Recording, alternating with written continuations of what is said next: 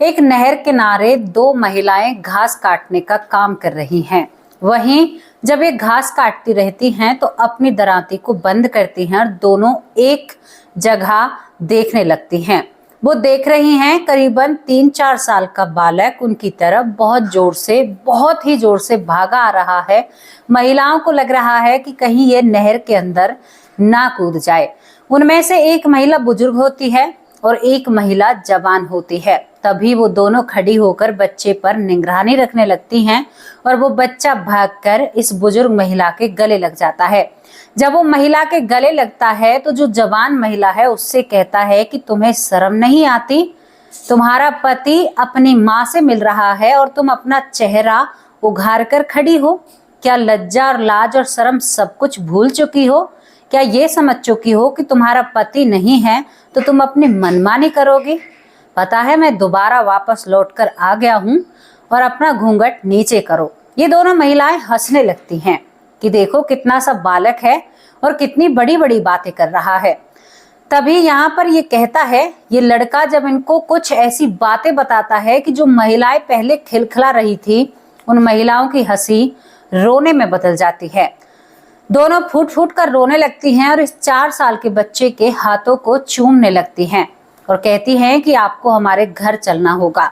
आखिरकार इस 4 साल के बच्चे ने इन दोनों महिलाओं को ऐसा क्या बताया था कि ये विचलित होती हैं और रो उठती हैं? क्या था इनकी जिंदगी का वो राज जिसे सुनकर ये व्याकुल होने लगती हैं? ये पूरी कहानी आपको बयां करेगी कि देखो कि जाति धरती पर है।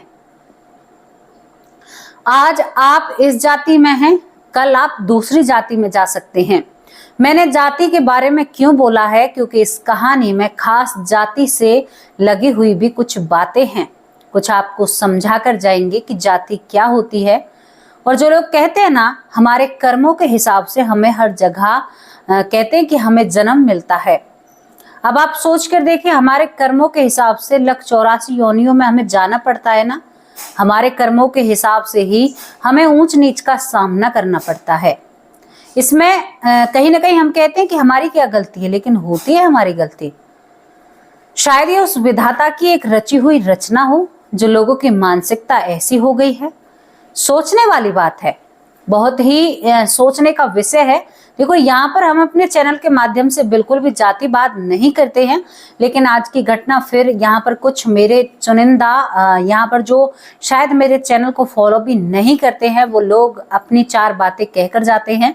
पहले ही सब यानी साफ रूप से आप लोगों से कहना चाहती हूँ कि जातिवाद करने का हमारे चैनल का कोई उद्देश्य नहीं है, लेकिन इस कहानी में कुछ ऐसे पात्र या कुछ ऐसी घटनाएं हैं जिससे हमें इसका नाम लेना पड़ रहा है।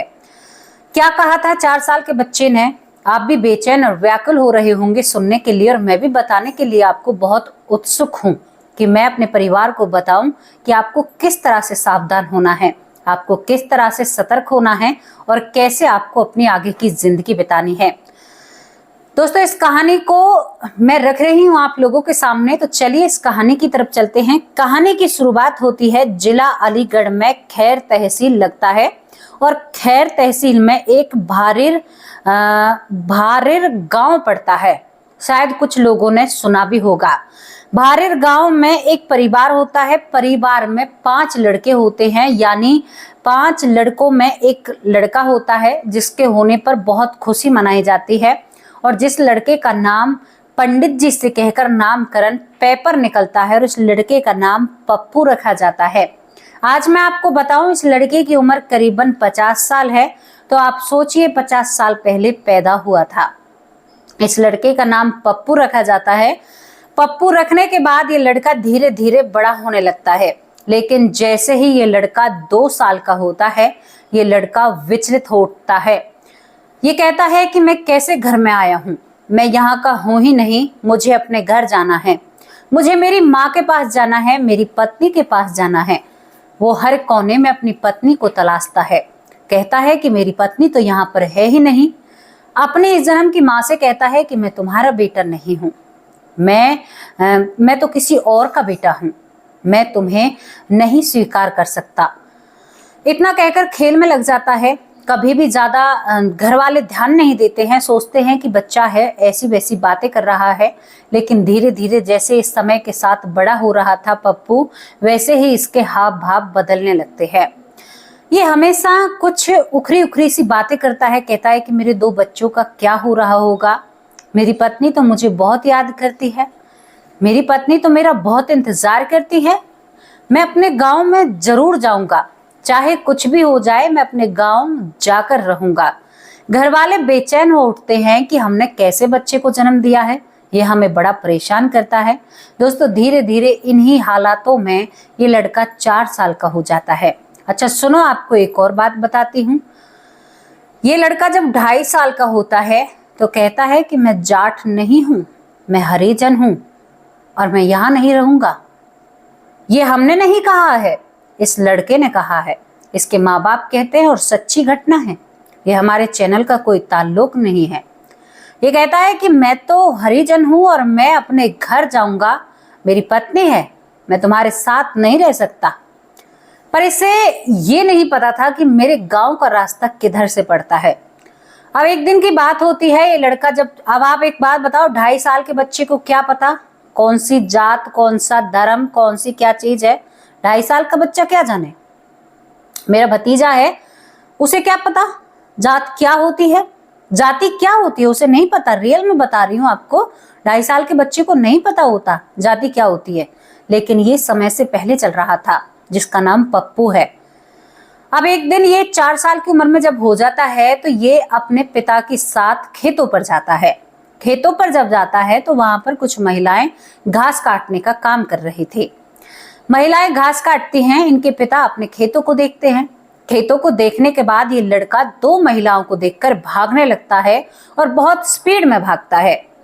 स्पीड में जब भागता है तो वो महिलाएं भी अपनी जो दराती होती है उसे छोड़कर इस बच्चे की केयर करने के लिए, एक भाई देखो ये व्यक्ति आया है, इस व्यक्ति का ये शायद बच्चा लग रहा है, कहीं भागने के चक्कर में लुढ़क जाए या नहर में गिर जाए तो छोटा बच्चा है, 4 साल की उम्र छोटी सी होती है। ये भागता भागता जो महिलाएं इसकी चिंता कर रही थी उन्हीं के गले आकर पड़ जाता है। उस बुजुर्ग महिला से कहता है कि माँ तुम कैसी हो, मैं आ गया हूं, अब तुम चिंता मत करना। वो पिता अपने काम में इतना व्यस्त होता है कि उसका ध्यान ही नहीं होता कि उसका बेटा क्या कर रहा है। उसके बाद जो मैंने आपको बताया, अपनी पत्नी को धमकी देता है कि मेरे बगैर तुम माँ से पर्दा नहीं कर रही हो। ये महिला हंसने लगती है। दोस्तों दरअसल ये महिला कहाँ की होती है, खेड़ा सत्तू की ये महिला होती है। आपने शायद ये नाम भी सुना होगा। ये भी यहाँ पर खैर तहसील में ही पड़ता है और यहाँ पर ये भारीर गांव से करीबन 1 किलोमीटर दूर ही है खेड़ा सत्तू गांव। इस गांव की महिला होती हैं और ये लड़का झट से पहचान लेता है। ये कहती है कि बेटा तू कौन है, तो ये कहता है कि माँ आप मुझे भूल गई हो, मैं आपका बेटा हूं जो हादसे में इस दुनिया से गया था, मैं वापस लौट कर आया हूं और मैं यहाँ पर भारी गांव में रहता हूँ। भरीर गांव में, भारी भरीर मतलब कुछ इस तरह का नाम है, मैं उस गांव में रहता हूँ। और आपको यकीन ना आए ना, आप अपना किराया लगाइए और वहां पर जाइए। हालांकि मैं तो कभी ना कभी जाऊंगी ही, आपके सामने इंटरव्यू जरूर लेकर आऊंगी इन लोगों का, आप जा सकते हैं और वहां पर पूछताछ कर सकते हैं। बड़ी चर्चित है ये घटना। ये अपनी माँ से कहता है कि माँ मैं आपके पास ही रहूंगा, उन लोगों के पास मेरा मन नहीं लगता है, मुझे तो मेरी पत्नी चाहिए। और थोड़े से सैन चलाकर उस महिला की तरफ इशारा करता है जो महिला अपनी सास के साथ थी। ये दोनों हंसने लगते हैं कि तू क्या बात कर रहा है, तू ऐसी बातें क्यों कर रहा है, और तेरे पापा तुझे मारेंगे, तेरे बाबा। वो कहता है कि किसी में इतनी मजाल जो मुझे मारे, मैं इतना सक्षम हूं और मैं आपके पास रहूंगा। आप मेरी बातों को समझ क्यों नहीं रही हैं, मैं आपका वही बेटा हूं। वो तारीख बताता है, दिन बताता है कि मैं उस तरह से हादसे में जाता हूं, मैं पैदल था और पीछे से मुझे टक्कर मारी जाती है और मैं उसी में चला जाता हूं। क्या आपको याद नहीं है माँ? और वो भारी लॉरी जो होती है ना, उससे उसकी टक्कर होती है। माँ की आंखों में आंसू आ जाते हैं, पत्नी भी आंखों में आंसू भर लाती है। और इस लड़के की पीठ पर निशान थे जिसका नाम पप्पू है। वो कहता है देखो माँ, मुझे पीछे से मारा गया, मेरे सर पर भी निशान है और बचपन से ही ये निशान है। अब मैं आप लोगों के ही पास रहूंगा, मुझे बिल्कुल अच्छा नहीं लगता, मेरी जो माँ बन रही है ना वो मुझे बिल्कुल अच्छी नहीं लगती। और ये लड़का रोने लगता है। इतनी सारी बातें इन लोगों में हो रही थी, तभी पिता की नजर पड़ती है बेटे पर। जो बेटा अक्सर कहा करता था कि मैं इस गांव का नहीं हूँ, और यहाँ पर जब हरिजन का सवाल आता है तो माँ बाप उसे डांट कर धमका कर कहते हैं कि ये बात किसी के सामने मत बोलना। कहते हैं ना कि अपना अपना सबका स्वभाव होता है। दोस्तों, हम जैसे हैं वैसे ही रहेंगे भगवान के सामने। हमें हमें किसको जताना है?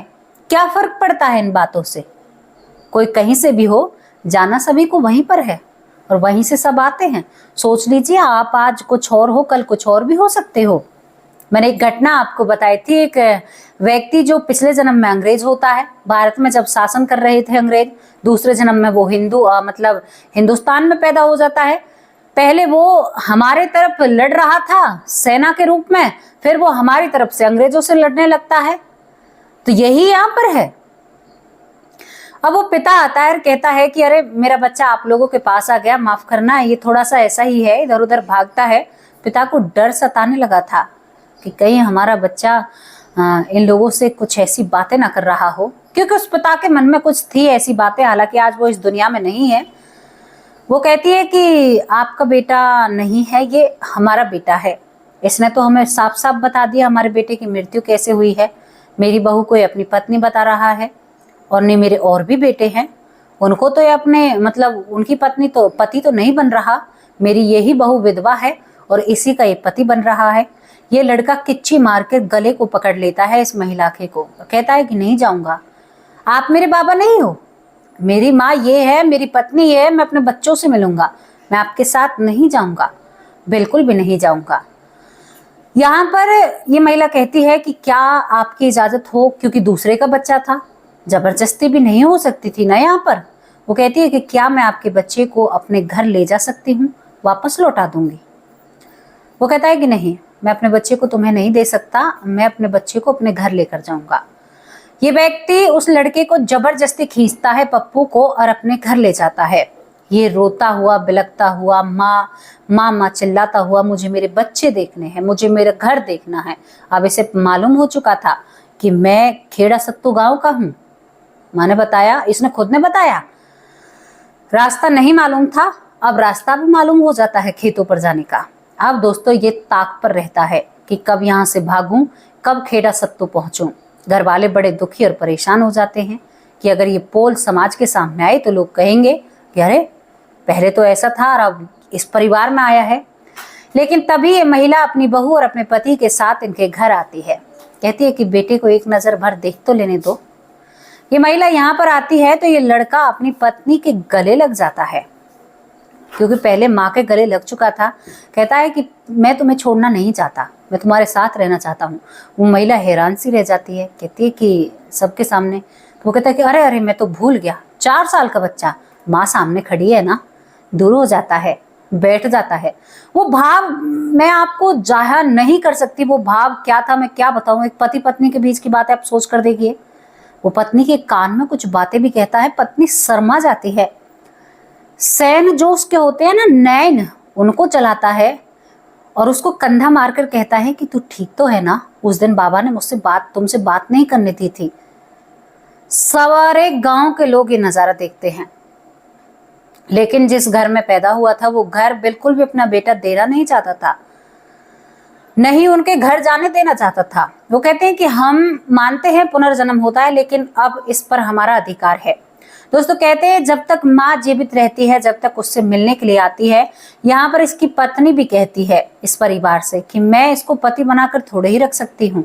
आप देखिए इससे बड़ी उम्र में मेरे बच्चे हैं, मैं कैसे इनको पति बना सकती हूँ, लेकिन मेरा जो भाव जाग रहा है उसका मैं क्या करूँ। इनकी नजरों को देखकर मुझे शर्म आती है, मैं देखती हूँ तो अजीब सा महसूस होता है। कहते हैं कि पत्नी दोबारा मिलने नहीं आई, उसने साफ कह दिया था कि वो बच्चा था, मुझे पाप लगेगा, मैं अलग तरीके से उसकी तरफ देखूंगी। वो महिला इतनी अच्छे स्वभाव की थी।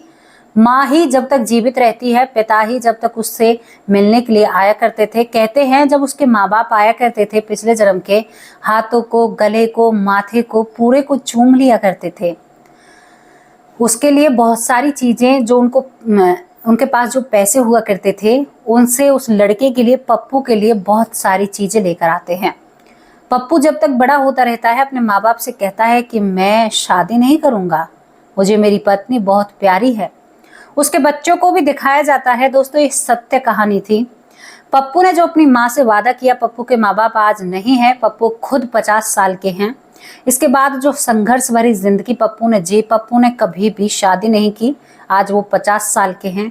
कह दिया कि मेरी वही पत्नी थी और वही रहेगी, और वो उसे देखकर ही खुश रहता है। सोचिए आप, पत्नी भी नहीं होगी इस दुनिया में। यहाँ पर पप्पू ने शादी नहीं की, आज भी भजन कीर्तन में अपना ध्यान रखते हैं। और हाँ, उनका जन्म कैसे हुआ मैं आपको बताऊं। वो बाजार जाते हैं तो बाजार में एक साधु से उनकी थोड़ी सी बहस हो जाती है। पिछले जन्म की बातें बताता है, बात उसने अपनी माँ को भी बताई थी। तो साधु कहता है कि तू अगले 8 जन्मों तक इसी तरह रहे। तो यहाँ पर जब पप्पू पिछले जन्म में होता है तो पप्पू कहता है कि तथास्तु बाबा, मैं मनुष्य योनि में रहूंगा, क्योंकि वो बहुत भरोसा करता था। जैसे ये योनियां होती हैं, जैसे गाय भैंस बाजार, मतलब जो भी बनना होता है, कीड़े मकोड़े, तो पप्पू बहुत विश्वास करता है। तो वो उस बाबा की बात का मजाक उड़ाकर कहता है तथास्तु, लेकिन शायद वो श्राप उसके लिए वरदान का काम करता है। आप सोचिए, 8 योनियों तक वो इंसान के रूप में ही रहेगा और वो इंसान ही बनता है सच में दूसरे जन्म में। तो कभी कभी किसी महापुरुष या संत की वाणी भी आपको लग सकती है। इस कथा से ये भी समझ में आता है जातिवाद कहाँ पर, जाति का सवाल कहाँ पर उठता है, क्योंकि जो पप्पू के माँ बाप थे वो बिल्कुल भी अपने बेटे को हरिजन के पास जाने में राजी नहीं थे। दोस्तों, ये अटल सत्य है।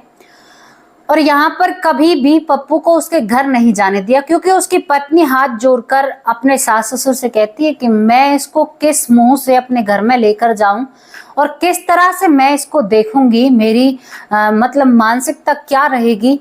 इससे बेहतर है इन बातों को यहीं पर रोक दिया जाए। लेकिन माँ बाप की जो इच्छा थी, माँ बाप को जो प्यार था, वो नहीं रुक पाता है ना।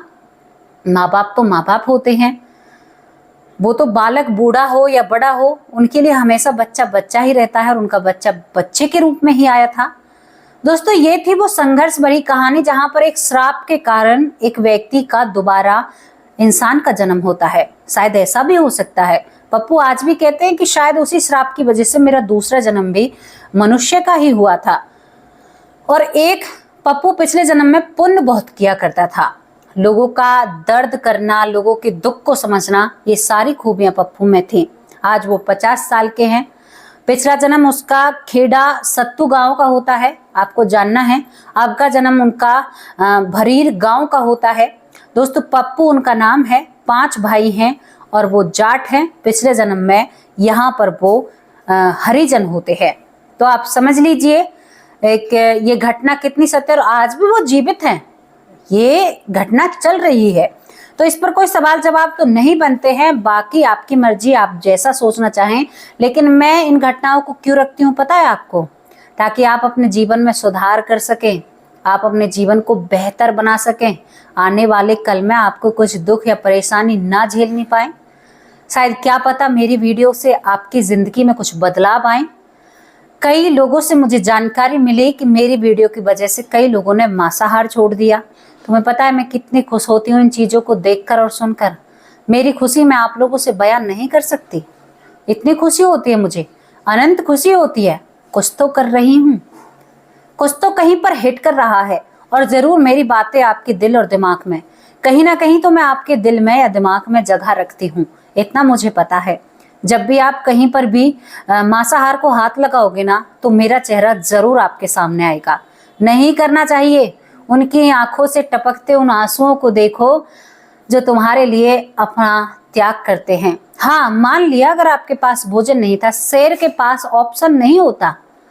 शेर शिकार करता है, उसे पाप नहीं लगता। सोच लीजिएगा, आपको पाप लगेगा जब आपके लिए इतने सारे 56 भोग बनाए गए हैं। हाँ, अगर आपके लिए भोग नहीं होते तब आप खाते तो कोई पाप नहीं था।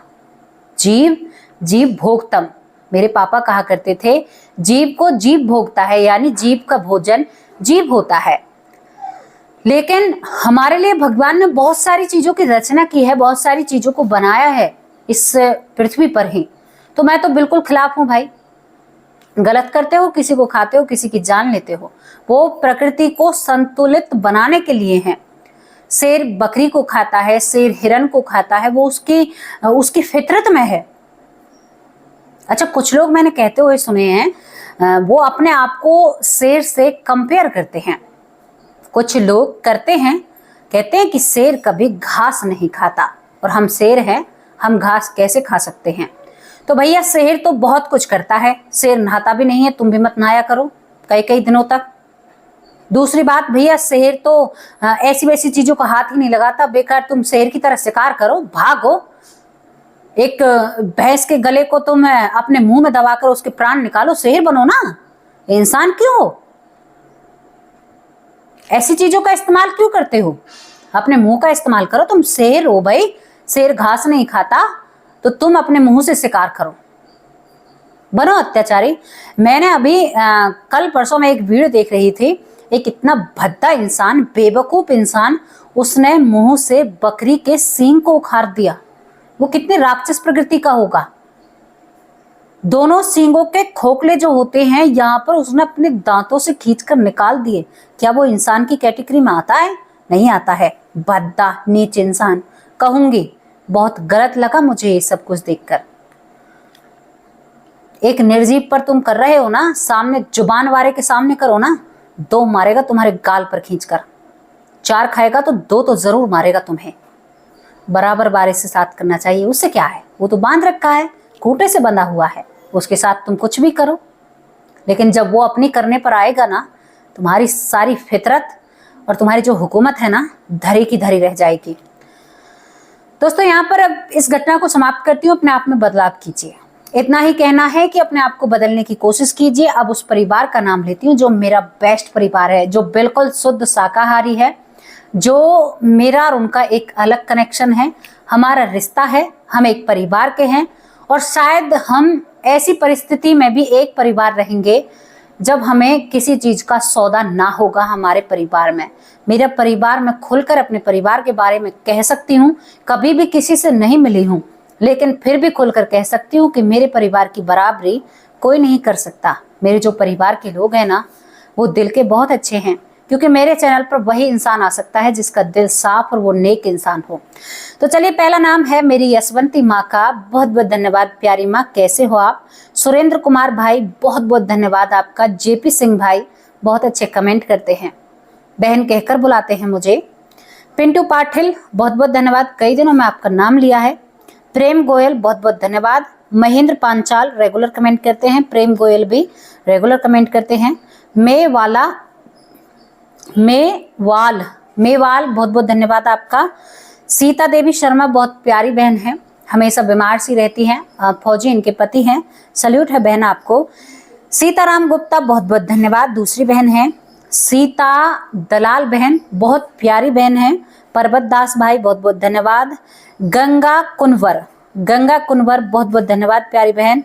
नीलेश विश्वकर्मा रोज कमेंट करते हैं, बहुत प्यारा हिस्सा है। वंदना चंदेल बहुत प्यारी बहन है, बहुत ही अच्छी बहन है, बहुत प्यारी बहन है। डॉक्टर सुरेश सोनी भाई हमेशा मेरी कमेंट बॉक्स पर ध्यान रखते हैं, कोई ऐसा वैसा कमेंट तो नहीं कर रहा है मेरी बेटी के कमेंट बॉक्स में। थैंक यू भाई, बेटी लाडो बिटिया रानी कहकर बुलाते हैं। तारा देवी बहन बहुत अच्छी हैं। मेरे एक भतीजा और भतीजी हैं, वो भी बहुत प्यारे बच्चे हैं, दोनों ही मेरी वीडियो सुनते हैं इस उम्र में। हनी राव भाई बहुत अच्छे हैं। तारा देवी बहन बहुत प्यारी हैं। यहाँ पर खम्मा घनी, कई दिनों में आपका नाम आया है, पता है आपको? खम्मा घनी पहले लिया करती थी, मैं बीच में गायब हो गए थे आप। योग माया साहू बहुत अच्छे कमेंट करती हैं, रेगुलर कमेंट करती हैं। लक्ष्मण सिंह रावत, अरे भाई आप रावत हो, बहुत बहुत धन्यवाद आपका, बहुत अच्छा कमेंट है। परमिंदर यादव बहुत बहुत धन्यवाद भाई जी आपका। रमन जी बहुत बहुत धन्यवाद। अजीत सैनी पहले कमेंट आता था, बीच में बंद हो गया, फिर दोबारा से आए हैं, बहुत बहुत धन्यवाद। मदन तोमर बीच में गायब थे, दोबारा से आ चुके हैं। शकुंतला प्यारी बहन है, बहुत अच्छे कमेंट करती हैं, बहुत प्रेम पूर्वक बोलती हैं। ज्योति श्रीवास्तव माँ का दर्जा है, माँ की तरफ प्यार और स्नेह करती हैं। थैंक यू प्यारी बहन। यहाँ पर पुष्पा शर्मा बहुत अच्छे कमेंट करती हैं, बहुत अच्छी बहन है हमारी। सतीश खन्ना बहुत बहुत धन्यवाद भाई जी। मधु उपमन माँ बेटी कहकर बुलाती हैं। और मथुरा से हैं। बहुत बहुत धन्यवाद माँ। पिंकी बहन, तहे दिल से आपका शुक्रिया अदा करती हूँ, बहुत अच्छे कमेंट करती हैं। बबीता रानी बहुत अच्छी बहन है हमारी, नई बबीता आई हैं। यहाँ पर नेहा बहन बहुत अच्छे कमेंट करती हैं। अर्चना दुबे बहुत प्यारे कमेंट करती हैं। सुरेंद्र पाल कौर बहुत प्यारी बहन है, हमेशा मेरा हौसला अफजाई करती है, बहुत अच्छे कमेंट करती हैं। रेणु शर्मा बहुत अच्छी बहन है। लखविंदर सिंह भाई हमेशा सपोर्ट में और साथ में खड़े रहते हैं, बहुत अच्छे भाई हैं। बबीता सिंह दिल्ली से मेरी बहुत प्यारी बहन है, बहुत अच्छी बहन है, हमेशा बहुत ही मनोबल बढ़ाती हैं। थैंक यू मेरी प्यारी बहन। यहाँ पर बिमला देवी बहुत अच्छी बहन है, बिमला देवी बहुत अच्छे कमेंट करती हैं। अनीता वर्मा बहुत प्यारी बहन है, बहुत अच्छे कमेंट करती हैं। सुमित्रा पौर बहुत दिन से जुड़ी हुई है, रेगुलर कमेंट करती हैं। पारस मौर्या बहुत बहुत धन्यवाद पारस जी, आप नए आए हैं, तहे दिल से आपका शुक्रिया अदा करते हैं। यहाँ पर प्रवेश भाई बहुत बहुत धन्यवाद। शकुंतला देवी दूसरी बहन है हमारी, पहली अलग है और दूसरी अलग है। सीता देवी ये चौथी बहन सीता देवी है, बहुत बहुत धन्यवाद। भूप सिंह भाई बेटी बिटिया रानी कहकर बुलाते हैं। ललिता माँ मेरी जो माँ है, जो मुझे हरियाणा से देखती हैं और आजकल तो सबसे पहले वीडियो देखने की कोशिश करती हैं। थैंक यू प्यारी माँ, बहुत बहुत धन्यवाद आपका। कमलेश विष्ट बहुत बहुत धन्यवाद। यहाँ पर मेरी माँ है ऐश्वर्या माँ, आगे बढ़ चुके हैं, मेरी बहुत प्यारी माँ है, बहुत अच्छा लगता है आपके कमेंट को पढ़कर माँ मुझे। Thank you. नरेश गुप्ता भाई बहुत बहुत धन्यवाद। यहाँ पर सीता मौर्या एक और सीता बहन है, करीबन 4 से 5 बहनें सीता है मेरे चैनल पर, 5 से 6 बहनें हैं जिनका नाम सीता है, पीछे नाम बदल गया है। अब सीता शर्मा बहन आपको अपने नाम को मान लेना चाहिए कि आपका नाम बहुत अच्छा है, आपका साथ हमेशा देता है। अलका शर्मा बहुत बहुत धन्यवाद, बहुत प्यारी बहन है। उज्जवल चौधरी बहुत बहुत धन्यवाद, बहुत अच्छे कमेंट करते हैं। शकुंतला भारद्वाज तीसरी बहन आई है हमारे चैनल पर, बहुत बहुत धन्यवाद आपका शकुंतला भारद्वाज, बहुत अच्छी बहन है। विनोद पाटिल बहुत अच्छे भाई हैं। अनिल व्यास बहुत अच्छे भाई हैं। यहाँ पर ईरा ब्राह्मण बहुत बहुत धन्यवाद। तुलसी शर्मा भाई बहुत अच्छे कमेंट करते हैं। केवी जादर राजकोट वो भी बहुत अच्छे कमेंट करते हैं, बहुत अच्छे भाई हैं हमारे। महेंद्र दीक्षित भाई उम्दा कमेंट करते हैं, बेस्ट कमेंट करते हैं। पूरा परिवार बहुत अच्छे कमेंट करता है। यहाँ पर वीरेंद्र जाखड़ भाई बहुत अच्छे कमेंट करते हैं। और यहाँ पर बहुत ही बड़ा परिवार है मेरा, कई बार कई लोगों के नाम और रह जाते हैं, आधा सा परिवार रह चुका है। तो नीता कुंतल मेरी बहन है, माफ़ करना आप रह चुकी हैं तो बुरा मत मानना, कई बहनें रह चुकी हैं, उन सब के लिए क्षमा मांगती हूँ। कल आपका नाम ज़रूर लिया जाएगा। अब आप लोगों से मैं विदा लेती हूँ, कल हाजिर होंगे एक सच्ची और अच्छी स्टोरी के साथ। और दोस्तों जितने भी वीडियो मैं अपने चैनल पर लेकर आती हूँ सभी सत्यता पर रखी जाती हैं। नमस्कार, जय हिंद, जय भारत।